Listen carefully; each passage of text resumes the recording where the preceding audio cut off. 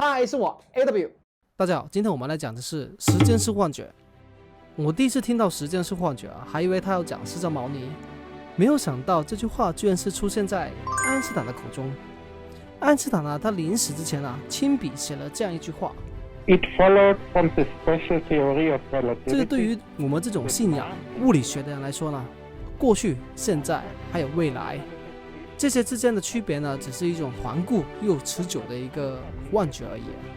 而只是去想一下，时间究竟是一个啥，好像是真的没有人能说清楚。5分钟还有1个小时感觉不一样，难道这种感觉就是时间吗？科学家呢用各种物理公式来描述客观的世界呢，然后告诉我们，世界呢不会因为我们主观而改变的。但这些物理公式里面呢会有时间这个参数，而时间呢是一种感觉，那岂不是说物理公式也是凭感觉而来？所以要来要去，只能承认时间是幻觉。虽然听起来呢是有点是荒唐，但现实生活中呢可能是真的是这个样子哦。所以今天我们就来看一下时间背后的故事。在1986年，科学家呢就深入了亚马逊的丛林发现了一个没有时间的部落。这个部落呢叫做亚蒙达娃。部落里面的所有人都是没有年龄的，语言中呢也不会存在年月日这种描述时间或者时间段的这种词。我们如果要说这个事情是去年发生的，或者是昨天发生的，后天将会发生的，他们是完全不理解的。他们理解的是白天、黑夜、雨季、旱季这几个概念。而且呢他们会经常改名字，比如你的弟弟要出生了，你就要把你的名字给你的弟弟，然后呢你就会获得一个新的名字，这个名字就代表你一个新的生活阶段就要开始了。而假如我们的祖先没有虚构一个时间的概念出来，我们会跟阿蒙达娃人是一样的，只知道白天要吃饭，晚上要休息，而昨天、现在、明天、下周这些虚构的词我们是一样无法理解的。但我们一直没有发现时间有什么不对劲，就连牛顿这种天神级的科学家他也没有发现。他也认为时间是绝对的，是一个一直在某个恒定的速度流淌的宇宙法则。直到了100多年之前这个情况终于发生了改变。时间回到了1902年，一个小伙子就被介绍到瑞士的专利局里面上班。当时有一种叫做同步时间的发明概念非常的火。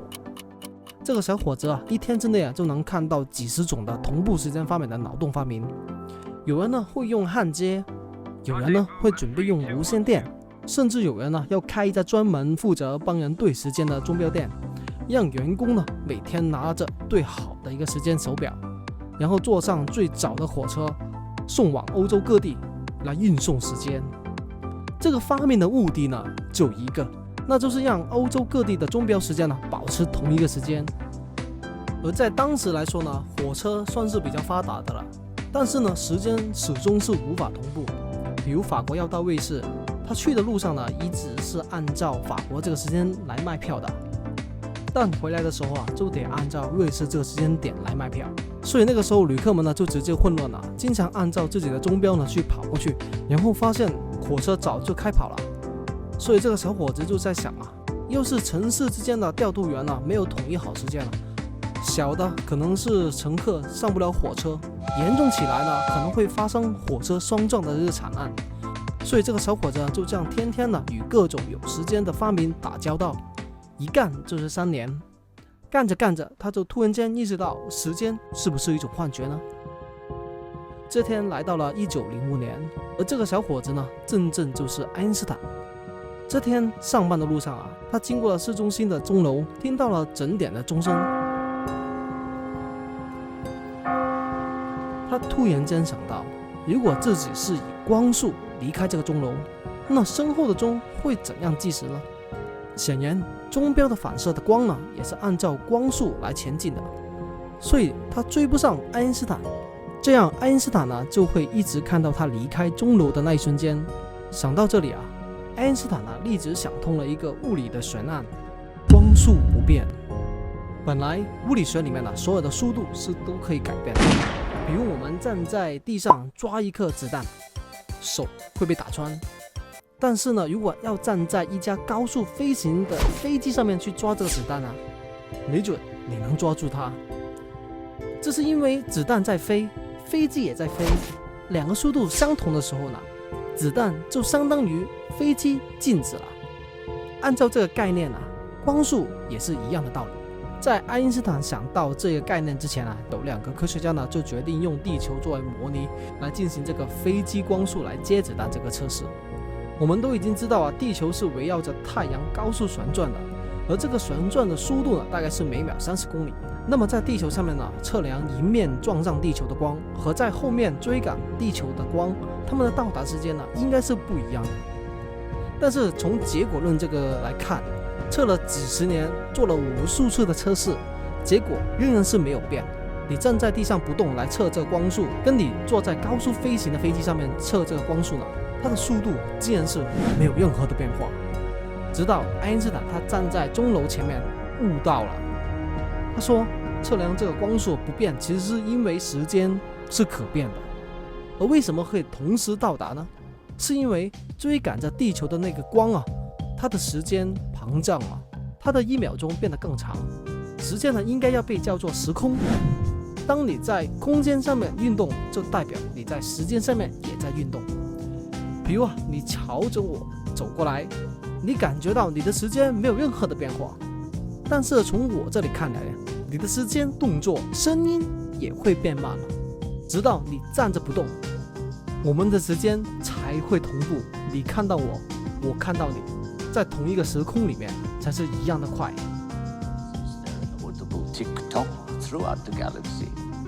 那怎么去理解这样的一种反直觉的一个结论呢？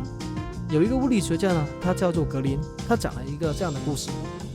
他说，按照爱因斯坦的一个时空观，我们就能得到一个思维失控的块状宇宙。而在这个宇宙模型中啊，每一个横切面呢，就代表整个宇宙的3维空间。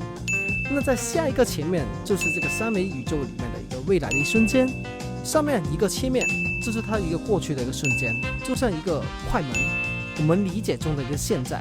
而这一刻可能就同时包含在办公室里面的时钟，10点到12点，老猫从窗台上面跳了下来，1000公里外的那个鸽子在广场上飞起来，38万里外的那个月球被撞了，100光年外的那个恒星正在爆炸。而这一个时刻里面所有的切片都是早就已经存在了，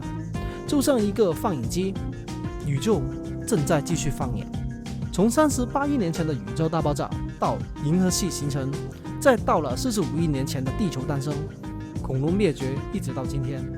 我们的每时每刻都是在这一个块状宇宙里面被注定了下来。而未来、现在、过去都是这个切面而已。而时间的流淌，在过去消息未来一一展开，这就是我们的幻觉。回到了过去，看到了未来，这些都是很容易实现的情景，只需要在这个空间里面移动，时间也就会移动。所以通过这些推算啊，爱因斯坦他也推测，如果有一个天体，它的引力足够巨大，大到连光也会被它吸出来，逃不出去的话呢，那么这个天体里面的时间呢就会被静止了，而天体外面接近它的时间呢就会变得越来越慢，而这个天体就是我们认知的黑洞。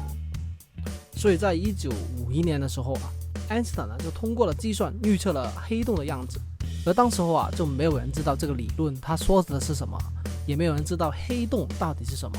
样子更是一种猜测。而正因为这个猜测，而到了2019年，我们才知道爱因斯坦他到底有多么的牛。因为呢，这一年人类首次拍到了一张黑洞的照片，而这个黑洞的照片呢，果然又会跟爱因斯坦的预测是一模一样的，就看起来就像一种微观还有宏观的一个概念。我们不去看它，它就不存在；我们看它了，它就存在了。还有一个有趣的事情跟大家分享一下，就 NASA 有2个航天员啊，就是凯利兄弟啊，有着一样的基因。而 NASA 呢，让哥哥的就去太空里面住1年，而弟弟呢就留在地球上面。然后呢，就分析他们的基因的一个变化。大家看一下这2个照片，有没有发现哥哥明显比弟弟要更加的年轻呢？这会不会是因为速度的变快，时间的变慢最直观的一个表现呢？虽然我们就凭外观不能说什么呀，但是科学家呢很严谨的嘛，所以他们就拿着他们的基因来进行了对比。科学家呢就发现他们的基因果然是有一点不一样了。哥哥他的端粒明显变长了，端粒呢是染色体末端的一个结构，普通情况下呢，年纪越大，端粒呢会越来越短。虽然呢，在他返回地球几天之后啊，他的端粒慢慢的恢复正常的长度。所以说啊，如果爱因斯坦说的话全对的话呢，那么一定存在着一个放映机，是他在他控制的宇宙里面呢不可逆转的向前播放。但是我们从物理讨论中啊，就找不到这个放映机的里面的所有的任何的线索。既然放映机不存在，是不是可以证明爱因斯坦也不对呢？也恰恰相反啊，这反而是进一步印证了爱因斯坦的正确。因为放映机呢，极可能就是我们的大脑，是我们主观感受中的其中一个机制。正是因为这个机制，让我们感觉到时间正在流淌。而过去、现在、未来呢，就没有区别。而大脑的幻觉呢，让我们觉得时间正在流淌。要是能够用某个方式来停止这种幻觉，不就是可以所谓的超越过去，回到未来？所以今天的故事又回到最开始的那句话，在1955年的3月啊，爱因斯坦写下他要说的话的时候啊，他非常的悲伤，因为他的好朋友啊贝索呢刚刚就离开这个世界。当年呢，正是贝索把爱因斯坦呢介绍到专利局里面工作，理解到这个世界的空间秘密。所以呢，爱因斯坦把这封信寄出给贝索的儿子。他相信时间就是一个幻觉，而贝索的去世呢是注定的。1个月之后啊，就4月18日，伟大的爱因斯坦呢也从我们这个宇宙的切片上面消失了。但是他告诉了我们，虽然一切都是注定的，我们每个人都存在在这个38亿年的宇宙大爆炸那一瞬间之后的，或者说我们每一个人都还没有出生，无数个切片就在这里。时间只是一个幻觉，宇宙早就已经注定了。